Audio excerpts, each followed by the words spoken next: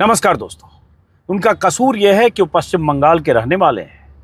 बांग्ला उनकी बोलचाल की भाषा है, मजहब उनका इस्लाम है यानी मुसलमान है, और दिल्ली से सटे गुरुग्राम में रहते हैं, जहां इन दिनों बांग्लादेशी घुसपैठियों की धरपकड़ हो रही है।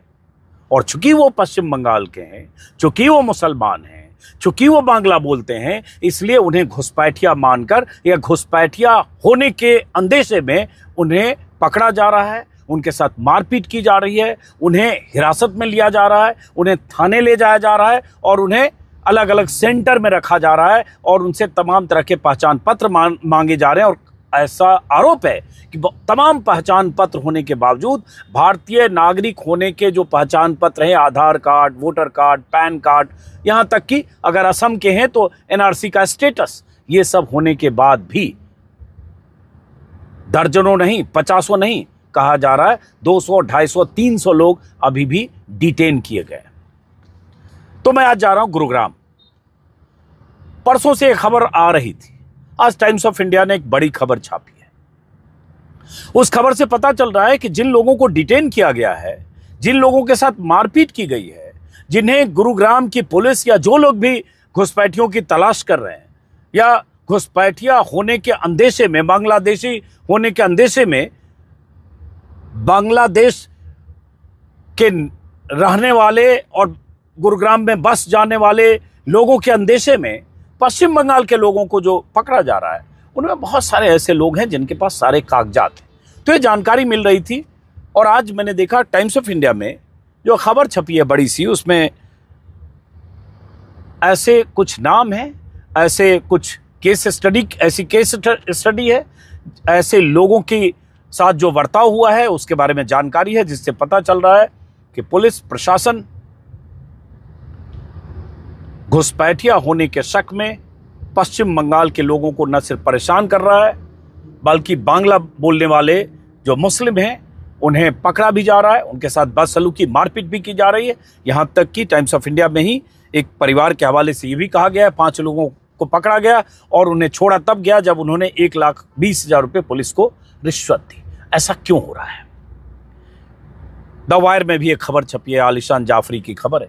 मैं जाकर कोशिश करूंगा कि कुछ लोगों से, ऐसे लोगों से मिलूं, उनके तमाम तरह के पहचान पत्र उनके पास है, वोटर आईडी से लेकर, आधार कार्ड से लेकर, और जो भी है भारत के नागरिक के तौर पर जो भी प्रमाणित कर सकते हैं 15, 20, 25 साल से रहने वाले लोग, लेकिन हाँ वो मुसलमान हैं।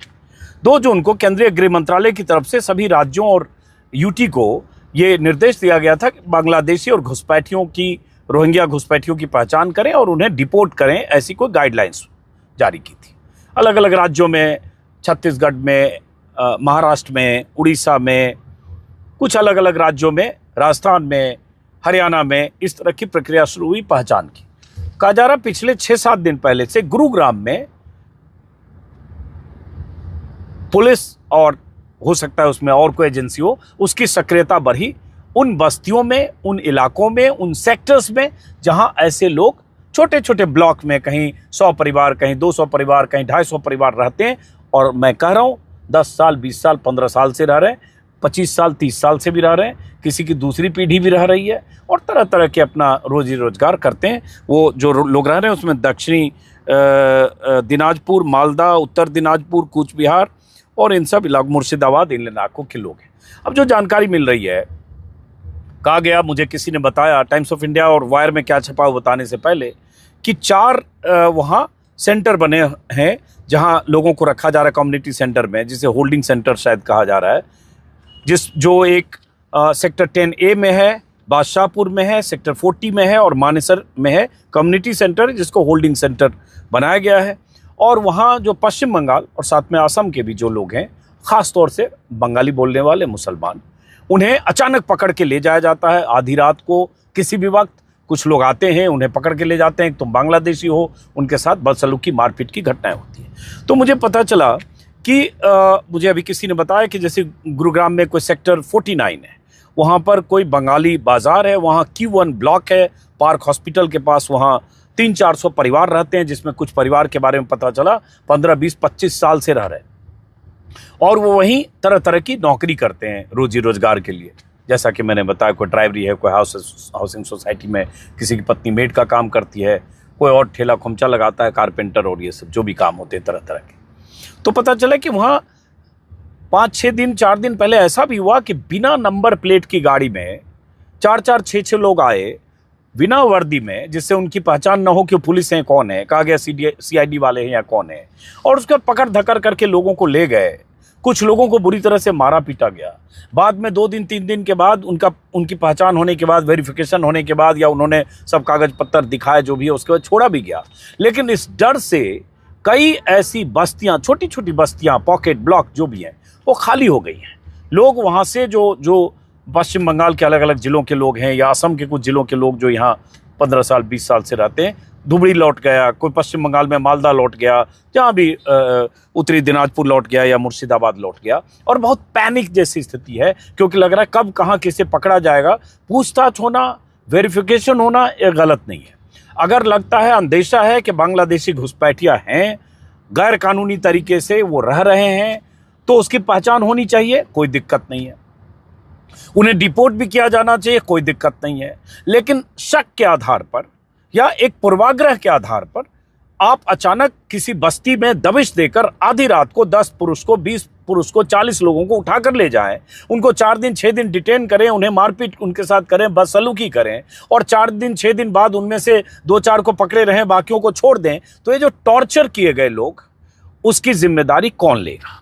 तो इस तरह की खबरें 2 दिन से आ रही थी। आज टाइम्स ऑफ इंडिया में भी विस्तार से खबर छपी है। मैं उस खबर के कुछ हिस्से आपको बताता हूं, जिससे आप इस खबर की गंभीरता समझेंगे कि हो क्या रहा है और डर जैसा वहां माहौल क्या है। इसी में यह भी पता चला कि गृह मंत्रालय के निर्देश पर चूंकि ये हुआ है, इसी में टाइम्स ऑफ इंडिया ने यह भी खबर छापी है कि पश्चिम बंगाल के लगभग मतलब जून से लेकर अब तक पश्चिम बंगाल पुलिस को लगभग 1400 लोगों की पहचान के लिए जानकारी मांगी गई थी, अलग अलग राज्यों से, उड़ीसा, छत्तीसगढ़, हरियाणा, महाराष्ट्र, राजस्थान से, जिनमें से जितने लोगों की पश्चिम बंगाल पुलिस ने वेरीफाई किया तो कहा गया सब के सब भारतीय नागरिक मिले हैं, जो पश्चिम बंगाल पुलिस के हवाले से खबर आई।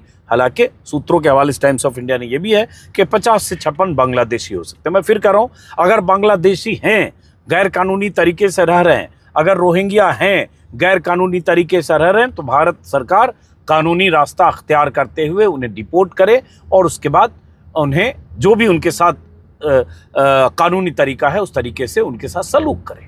लेकिन शक के आधार पर, मुसलमान होने की वजह से, बांग्ला बोलने की वजह से कि ये बंगाली है या पश्चिम बंगाल का है तो बांग्लादेशी होगा, इस आधार पर टॉर्चर जो किया जा रहा है और डर का माहौल बनाया जा रहा है, लोग छोड़कर जा रहे हैं, ये तो सरासर नाइंसाफी है, ये अमानवीयता है। और ये सरासर शासन की तरफ से, प्रशासन की तरफ से, हरियाणा सरकार की तरफ से ये सरासर उन लोगों के साथ नाइंसाफी है जो भारतीय नागरिक हैं। सिर्फ गुनाह ये है कि पश्चिम बंगाल के हैं, मुसलमान हैं, बांग्ला बोलते हैं। टाइम्स ऑफ इंडिया ने जो खबर छापी है, ये निखिल शर्मा, आकांक्षा गुप्ता और अंजलि सिंह की रिपोर्ट है, जिसमें कि बीते 1 सप्ताह के भीतर करीब 400 लोगों को वेरिफिकेशन के लिए बुलाया गया या ले जाया गया, जिनमें से करीब 250 लोगों को अभी भी सेक्टर 10A, जो 4 मैंने बताया, बादशाहपुर, सेक्टर 40 और मानेसर के कम्युनिटी सेंटर में रखा गया है। गुरुग्राम में जिन बस्तियों में बंगाल और असम से रोजी रोजगार के चक्कर में प्रवासी, खास करके बांग्लादेशी बरसों से रह रहे हैं, बांग्ला भाषी माफ करिए, खासकर प्रवासी, खासकर बांग्ला भाषी बरसों से रह रहे हैं, उन्हें इस तरह की धरपकड़ का डर सता रहा है। सेक्टर 58 में रहने वाले करीब 200 माइग्रेंट्स इस डर से असम लौट गए। सोचिए, जो रोजी रोटी के लिए गरीब लोग तरह तरह का काम धंधा करते हैं, किसी का बच्चा पढ़ रहा है 10 साल से, कोई 15 साल से रह रहा है, अचानक डर से भागा छोड़कर कि पुलिस उसे गिरफ्तार कर लेगी। वहाँ के लोगों का आरोप है कि उनके परिवार वालों को पुलिस अचानक उठाकर ले जा रही है, उनके साथ मारपीट कर रही है, उन्हें परेशान कर रही है और ऐसा सलूक किया जा रहा है जैसे सबके सब क्रिमिनल्स। असम के सेमनल इस्लाम का कहना है कि मैं 15 सालों से गुरुग्राम के इस इलाके में रह रहा हूँ। टाइम्स ऑफ इंडिया में ही केस स्टडी है। मेरा परिवार और बच्चे यहाँ रहते हैं। गुरुग्राम मेरे लिए सेकंड होम की तरह है। हमारे तमाम रिश्तेदार यहाँ रह रहे हैं। सबके पास भारतीय नागरिक होने के आइडेंटिटी प्रूफ हैं। फिर भी कई लोगों को कम्युनिटी सेंटर में ले जाकर डिटेन किया गया है। हमारे साथ ऐसा बर्ताव किया जा रहा है जैसे हम क्रिमिनल हैं, जबकि हम भारतीय हैं। अब उन लोगों की तकलीफ का अंदाजा लगाइए। इसलिए मैं ऐसे लोगों की तलाश में जा रहा हूँ। हालांकि मुझे ये भी कहा गया कि अब जिन बस्तियों में ऐसे लोग रहते थे वो बहुत सारी बस्तियां खाली हैं, या जो लोग वहाँ रह रहे थे उन्हें अंदेशा था कि पुलिस मारेगी, पीटेगी, परेशान करेगी, कुछ रिश्वत की भी खबरें आई, तो वो कहीं छिपा के यहाँ वहाँ रह रहे हैं। तो ये आज जाकर मैं भी देखूंगा कि इनके पास क्या कार्ड है, क्या आइडेंटिटी कार्ड है, और 10 साल 20 साल से रह रहे भाई, तो बहुत आसान है, 5 मिनट में पता चल जाएगा कि भाई पश्चिम बंगाल के किस जिले में उसके माता पिता हैं, क्या उसका ओरिजिन है और उसका क्या कनेक्शन है, या वो बांग्लादेशी है या नहीं। उसके लिए आप डिटेन करके किसी को भी ग्रुप में, झुंड में सबको सब पकड़ के ले जाएं और सबको कहें बांग्लादेशी है। उसी में है कि यही एक पनाहुल इस्लाम का कहना है कि हम सभी डर में हैं कि पता नहीं क्या होने वाला है। हम रात इस डर से सोते कि अचानक कोई दरवाजा खटखटाएगा और पेपर मांगेगा, जो लोग अपने पेपर दिखा रहे हैं उन्हें भी पकड़कर ले जाया जा रहा है। टाइम्स ऑफ इंडिया में और कुछ है, उससे पहले भास्कर की एक खबर बताऊं। दैनिक भास्कर में एक खबर है कि गुरुग्राम पुलिस पर बंगालियों को पकड़ने का आरोप, बांग्लादेशियों के शक में होल्डिंग सेंटर भेजे, 74 लोग को भेजे, असम पुलिस कांस्टेबल का बेटा भी शामिल है। जरा इसमें सोचिए, एक ये खबर भी है कि असम पुलिस कांस्टेबल का एक बेटा, असम औद्योगिक सुरक्षा बल के कांस्टेबल सन्नत अली के बेटा फुल को भी होल्डिंग सेंटर में भेजने का आरोप लगाया गया है। असम के बारपेटा जिले के बारवाला गांव का निवासी और कॉलेज की परीक्षाएं पूरी करने के बाद 13 जुलाई को गुरुग्राम पहुंचा था। सेक्टर 10 में एक निर्माण स्थल पर काम शुरू हुआ। सन्नत अली के मुताबिक रविवार सुबह पुलिस ने अशरफुल और बारपेटा के 8 लोगों को काम के दौरान हिरासत में लिया। अली का आरोप है कि उनके बेटे ने वोटर ID, आधार कार्ड, पैन कार्ड और स्कूल सर्टिफिकेट जैसे वैध दस्तावेज दिखाए, लेकिन पुलिस ने उन्हें स्वीकार नहीं किया और अवैध बांग्लादेशी उसे बताया जा रहा है। उन्होंने कहा कि मैंने अपना सेवा पहचान पत्र, क्योंकि वो सरकारी नौकरी में है असम औद्योगिक सुरक्षा बल में, और मतदाता पहचान पत्र जैसे अतिरिक्त दस्तावेज भेजे हैं। असम पुलिस के एक अधिकारी ने भरोसा दिया है कि अशरफुल की रिहाई के लिए हरियाणा पुलिस के साथ कोऑर्डिनेट कर रहे हैं। अब ये तो चूंकि सरकारी नौकरी में है, असम औद्योगिक सुरक्षा बल में है, तो इनकी असम पुलिस मदद भी कर सकती है और कोऑर्डिनेट भी कर सकती है। हेमंत बिस्वा कि वहां सरकार है, लेकिन जो लोग इतने रिसोर्सफुल नहीं है, जो ड्राइवर है, कारपेंटर है, प्लम्बर है, किसी और तरह का काम करता है, रेडी खोमचे लगाता है, ठेले लगाता है, या हाउसिंग सोसाइटी में सैकड़ों लोग और पति पत्नी हाउसिंग सोसाइटी में काम करते हैं, कोई गार्ड का काम करता है, कोई हाउस हेल्प का काम करती है महिला, उनके लिए कौन उनकी सिफारिश करेगा? कौन बताएगा कि ये 20 साल से यही हैं और इनका घर परिवार पश्चिम बंगाल में भारतीय नागरिक है? उन सब में डर है।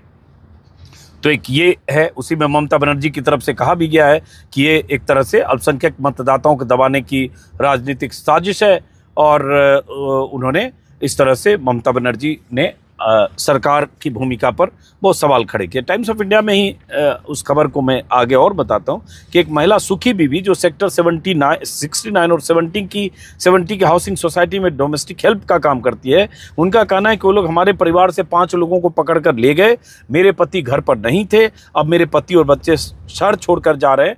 यहाँ रहने पर उन्हें भी गिरफ्तारी का डर है, मैं भी डर से काम पर नहीं जा रहा हूँ। मतलब सबकी रोजी रोटी। मेरे कई दोस्त गुरुग्राम में रहते हैं, कुछ दोस्तों ने मुझे परसों रात ये सूचना दी और कहा कि कुछ लोगों ने ऐसा भी कहा कि हमने अपने डोमेस्टिक हेल्प को या अपने ड्राइवर को अपने घर में रख रखा है, क्योंकि हम जानते हैं कि यहाँ का रहने वाला है, मतलब वो बांग्लादेशी नहीं, वो भारतीय नागरिक है, हमारे साथ 15-20 साल से काम कर रहा है, उसका परिवार कोलकाता में कहीं रहता है या बंगाल के किसी ज़िले में। हम जानते हैं, हम कैसे उसको वहाँ उसके हाल पर छोड़ दें कि पुलिस उसे मारे पीटे टॉर्चर करे। ऐसे कई लोगों ने मुझे, गुड़गांव के लोगों ने बताया, गुरुग्राम के लोगों ने बताया। इसी में असम के रहने वाले शरीफुल अली के 2 भाइयों को पुलिस ने डिटेन किया। उनका कहना है कि वो अपने भाइयों के साथ बलियावास बस्ती में अपने घर पर थे, तभी पुलिस आई और उनके साथ बस्ती के 26 लोगों को वेरिफिकेशन के लिए थाने ले गई।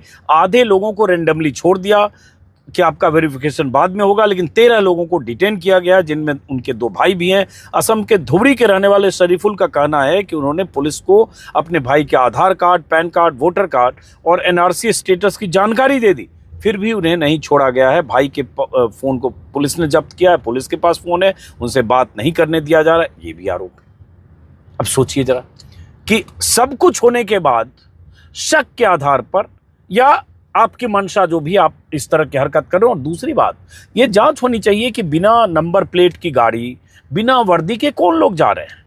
CID करें कुछ CID वाले, मतलब इसीलिए डर का माहौल बना है कि ये इस तरह से हो रहा है। और मारना पीटना, आप अगर लगता है बांग्लादेशी हैं, कागज पत्तर देखिए और उसके बाद उसको डिपोर्ट करना, रिपोर्ट कीजिए, जो भी प्रक्रिया अपनाइए।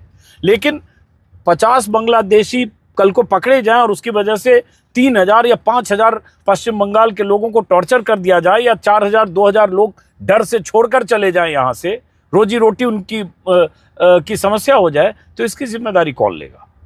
उसके बाद इसी में है बलियावास, गुड़गांव के बलियावास इलाके के एक शख्स का दावा है, टाइम्स ऑफ इंडिया के हवाले से बता रहा हूं, कि उनके इलाके से बहुत से लोगों को पुलिस वेरिफिकेशन के लिए पकड़ कर ले गई, हमें तो छोड़ दिया गया, लेकिन कुछ लोग अभी भी डिटेन किए गए हैं। उनका एक गंभीर आरोप है कि सेक्टर 103 से पुलिस ने 11 लोगों को पकड़ा, उनके साथ मारपीट की, उन्हें तब छोड़ा गया जब उन्होंने पुलिस को 1,20,000 रुपए दिए। हालांकि गुरुग्राम पुलिस ने रिश्वत लेकर छोड़ने की इस घटना का खंडन किया है, लेकिन टाइम्स ऑफ इंडिया ने खबर छापी है। और जो लोग पकड़े जा रहे हैं, मैंने बताया, वे कारपेंटर, मजदूर और इस तरह के लोग हैं।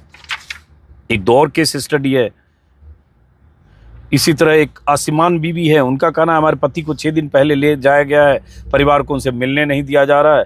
मेरे पति कार सफाई का काम करते हैं, उनके पास सारे कागज हैं, लेकिन पता नहीं कहाँ रखा गया है। इस महिला का कहना है कि हम यहाँ 12 साल से रह रहे हैं, दिन रात काम करते हैं, बच्चों की फीस भरते हैं, अचानक मेरे पति को पकड़ लिया गया।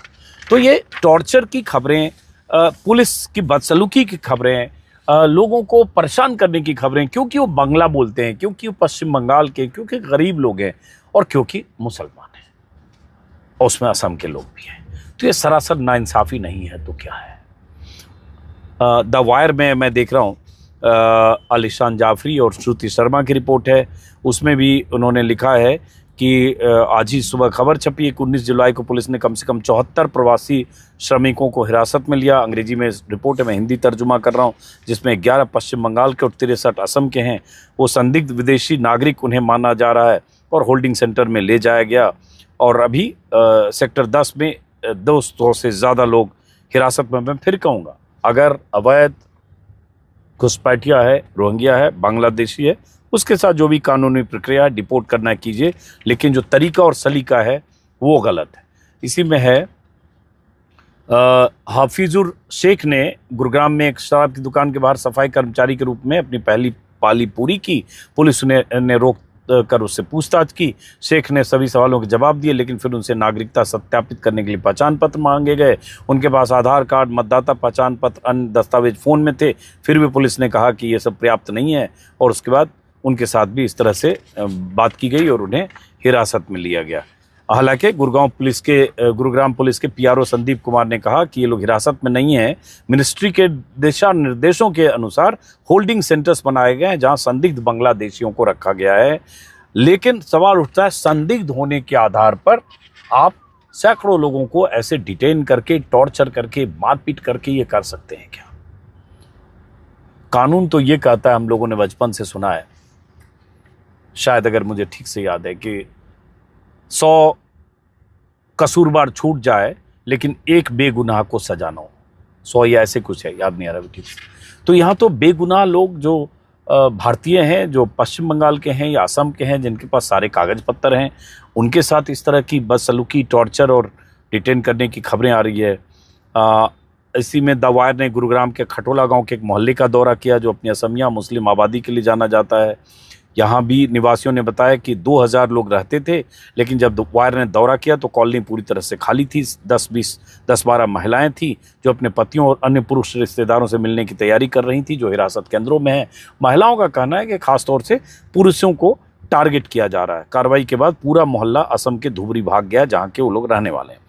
जब हमारे पति और अन्य रिश्तेदार हिरासत केंद्रों में सड़ रहे हैं तो हम कैसे जा सकते हैं? इस तरह से कुछ महिलाएं अपने परिवार वालों से मिलने के लिए वहां इंतजार कर रही हैं। तो बहरहाल ऐसी बहुत सारी और सबको यही लग रहा है कि भाई हमारा क्या कसूर है? क्या हम बांग्ला बोलते हैं इसलिए हम बांग्लादेशी हो गए, इसलिए हम क्रिमिनल हो गए, इसलिए हमारे साथ क्रिमिनल की तरह बर्ताव किया जाए? पश्चिम बंगाल के लोगों के बीच ही रहने वाली अमानुर शेख ने कहा, रहने वालों की कॉलोनी में रहने वाले अमानुर शेख ने कहा कि हमें सिर्फ इसलिए हिरासत में लिया जाता है क्योंकि हम बंगाली बोलते हैं। क्या इस देश में बंगाली बोलना अपराध है? और जो माहौल बनाया गया उसकी वजह से कोई भी आकर हमें बांग्लादेशी कह सकता है, इस तरह से है। बहुत परिवारों की के साथ जो बदसलूकी, टॉर्चर, मार पिटाई और ऐसी घटनाएं हैं, उसकी खबरें 2-3 वेबसाइट में छपी है। लेकिन कोई चैनल इस तरह से इसको सरकार, पुलिस जिस तरह से हरकत कर रही है उस पर सवाल नहीं उठाएगा, सीधे मान लेगा सब बांग्लादेशी हैं, क्योंकि मुसलमान होना, बांग्ला बोलना काफ़ी है। तो बहरहाल गुड़गांव में जा रहा हूँ, गुरुग्राम, बार बार मैं गुड़गांव बोलता हूँ, गुरुग्राम हो गया। देखता हूँ लोगों से अगर मुलाकात हो पाती। कुछ लोगों ने कहा कि शाम को शायद कुछ लोगों से मुलाकात होगी जब वो लोग काम के बाद लौटते हैं। ज़्यादातर लोग कह रहे हैं कि ज़्यादातर बस्तियाँ खाली हो गई हैं, तो शायद मिलना मुश्किल होगा। देखते हैं। फिलहाल नमस्कार।